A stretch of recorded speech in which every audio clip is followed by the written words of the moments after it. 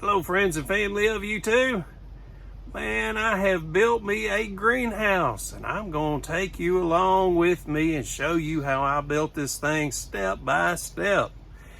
And I'm going to tell you this, it is tough. It is really tough. It's already been put to the test. Let me show you the test it was put to last night. Now, I usually don't start videos by showing you the finished product. But the reason I want to show you the finished product at the start of the video is so you can kind of get an idea of what you're in for and whether you want to spend 15-20 minutes watching this video to decide if you want to make one. I have probably, I don't know, maybe $200 tied up in this thing. And it's 13.6 by 13.6. Now I want to show you what I have been using for years outside. I've had a tent set up outside for 3 years where I have been doing all of my woodwork. You can see what happened last night. We had a serious storm. I think they even had tornadoes over Mississippi. I'm over in North Alabama. And yep, that tent survived 3 years out here. Not one leak in that roof. And look what happened last night. But look at here. This greenhouse is standing tall and fine. You can see that roof on that thing is tight as she can be. So I'm going to show you today how you can make you one of these for not a whole lot of money. And I tell you what, if y'all stay to the end, I'm going to show you mistakes that I made, show you some tips and tricks that I discovered, some upgrades that I made, all kinds of great stuff. So y'all stay to the end. It'll be worth it, I promise you. One of the first things I want to do is take all these joints where these pipes connect, and I want to cover them up with some black Gorilla Tape. And what I do is I take the end of it and I fold it over. That way, if I ever want to take this off, I have something to grab a hold to and pull it up.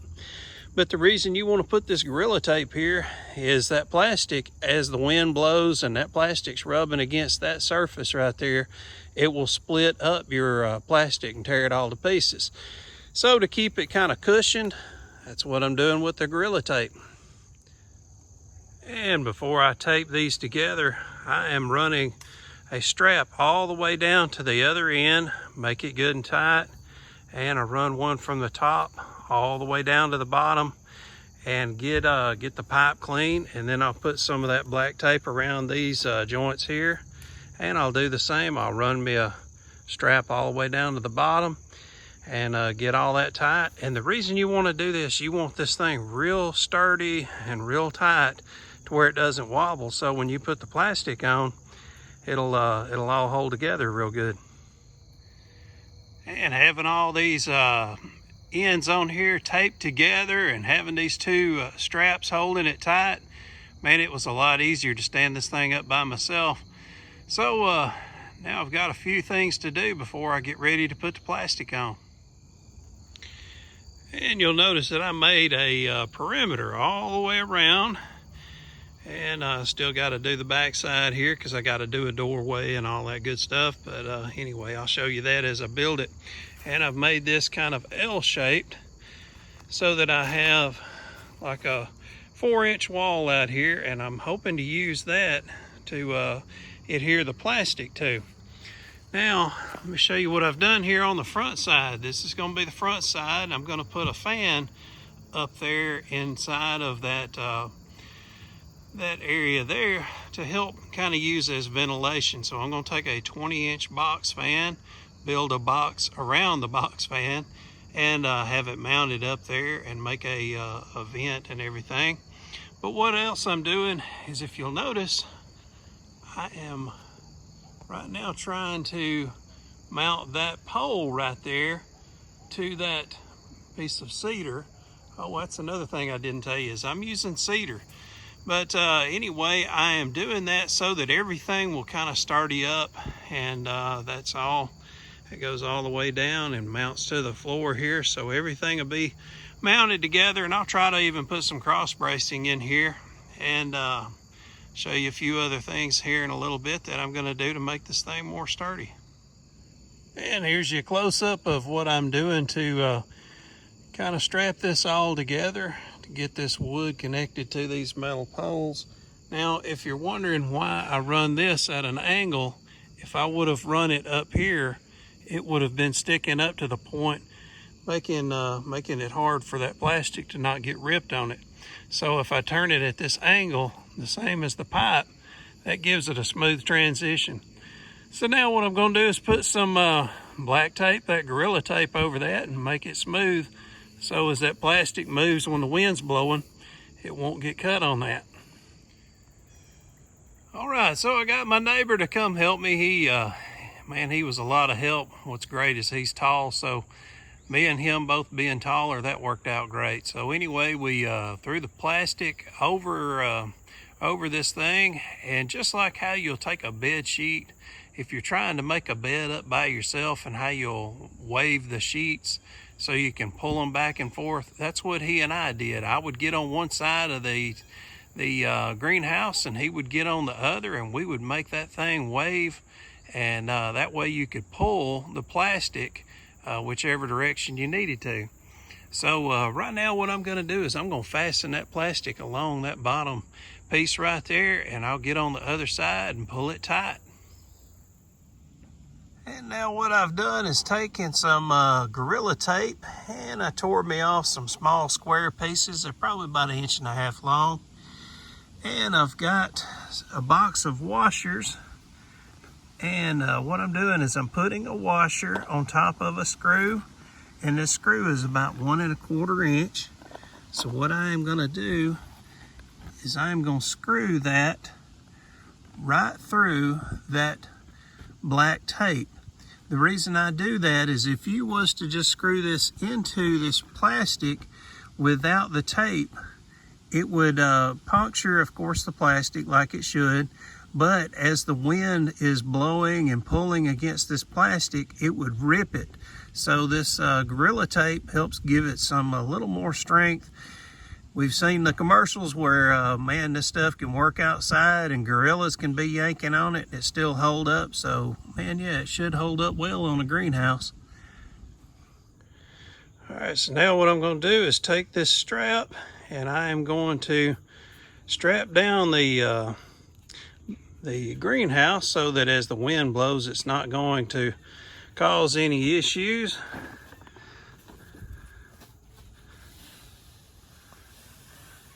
So I want to get that right around each corner. And down here at ground level, I am going to drive a stake. And since I'm going to have the strap going this direction, I want it this way so that it's harder for it to pull the stake out of the ground. You don't want the stake straight, and you sure don't want it going at this angle. You want it so that it's tight against that strap. So I'm going to drive this metal stake in first. That gives me a hole in the ground. After I get a hole in the ground, I am going to pour some water into that hole. Then I can take this that I buy at Walmart over in the sporting goods section for $1.50, and I can screw this right into the ground, and man, it is not coming up. And there's what it looks like strapped down. Like I say, I got it at each corner. Every year it wouldn't hurt to come out here and unloosen that strap, tighten that one more round. As I said, those are threaded, so they kind of thread into the ground. So every year, if you can just come out here and thread that thing back down one more time, that ought to help. So after you get one complete side completely done, now I'm going to go over to the opposite side of it and start pulling it tight and running me some of the tape on there and screwing it down just like I did on this side. All right, I'm going to have to just show you a piece of this at a time. I can't hold the camera and do everything I need to. So what I do is I take my left hand, and I have already put some plastic, some of the tape over the plastic, that Gorilla Tape. So I take my left hand and I'm pulling the plastic down as hard as I can to get it tight. And as I get the plastic tight, I take my staple gun and I staple 2 staples in each one of these pieces of tape.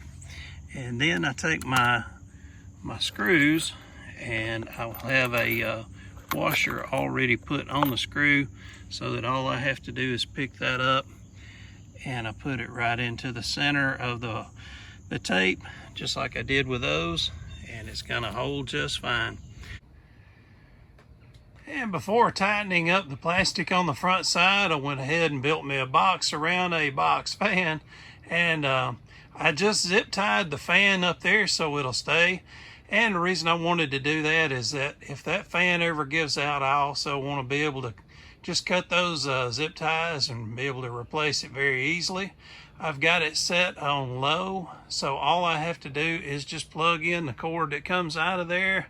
I'll have a switch down here on a like on a 6-way plug, and that way I can just turn that fan on and off whenever I want to. Or I may get slick and try to hook up some temperature sensor in the future. Well, I've started to build my first box in here, and I am screwing it to that stud right there from this side.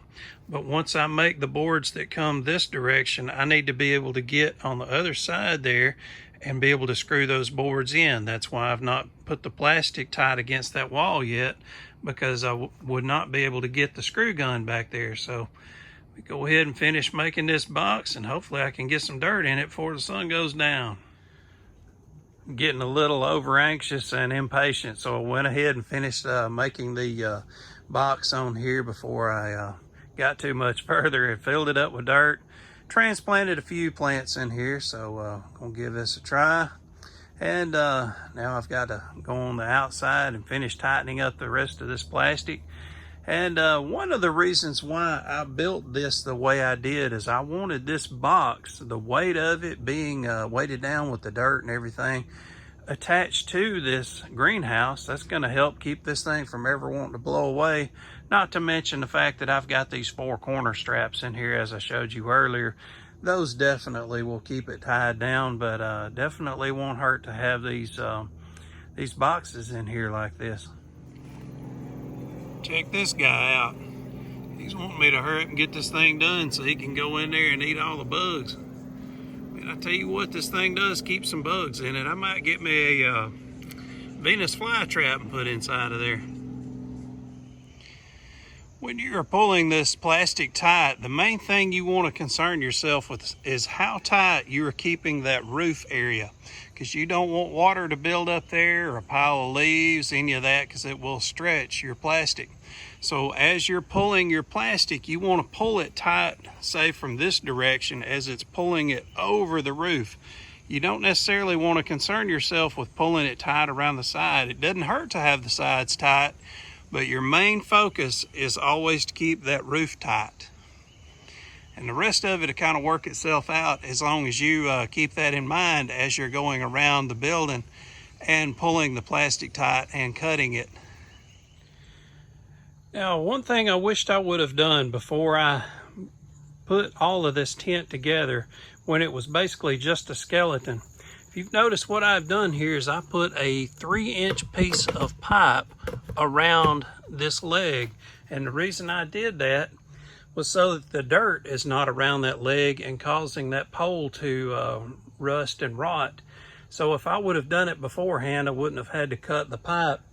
That's why I've got that black tape on there. I actually had to cut the pipe, stick it around the post, and then tape it back together. But either way, it should still work and keep dirt around away from that that pole there. So I'd like to show you the mistakes I make. That way, as I go along doing this, maybe I can save you from making the same mistakes I made. By the way, I'm building my second box. So there's the front of the greenhouse, and I've cut off all the excess plastic around the front side, and now I'm building my second box here.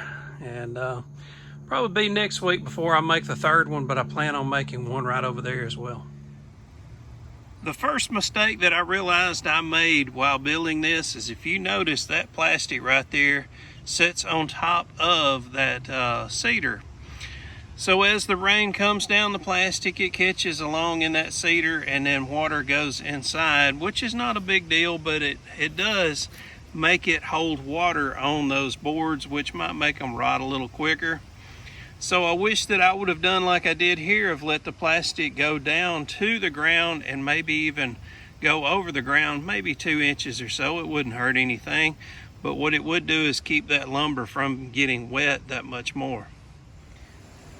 And the next trick I want to show you that I did is that I was able to save $15 by doing what I have done here. You notice the plastic did not go all the way down, and that's because of the size of the plastic that I ordered. If I would have just wanted to order it to be just 2 foot longer, I would have actually had to order plastic that was 10 foot longer in length and 5 foot longer in width. And I knew I would have a lot of scrap pieces, so that I'm just going to build me a piece of plastic that'll go from here down using my scraps, which is no big deal.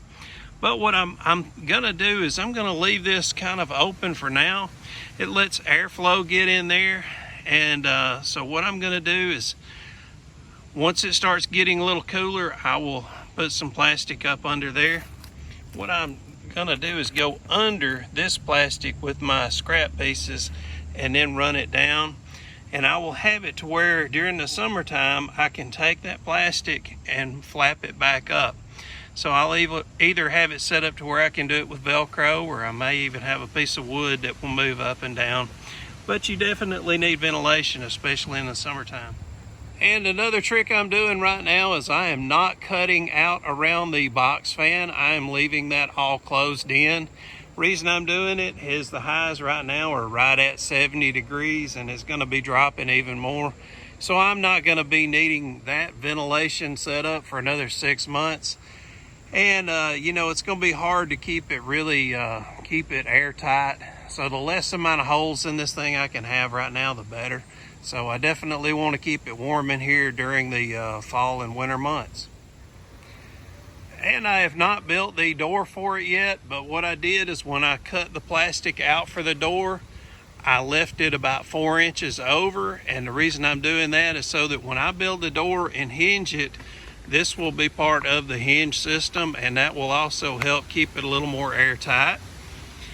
And also I built me a bed inside here. I've had this bed before, and it's above ground as you can see, and the dirt's about 6 inches deep in there, which is great for all types of different lettuce.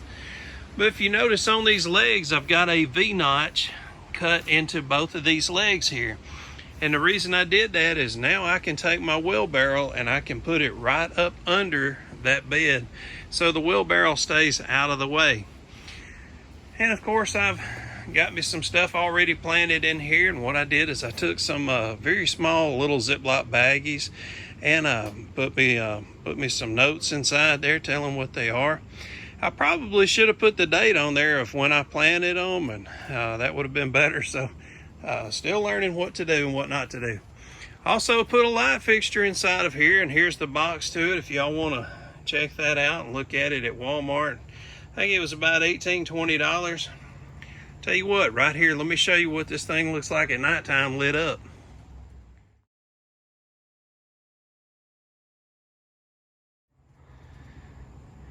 And I showed you earlier where I made a bed on the front side here, and this is right at 2 foot wide.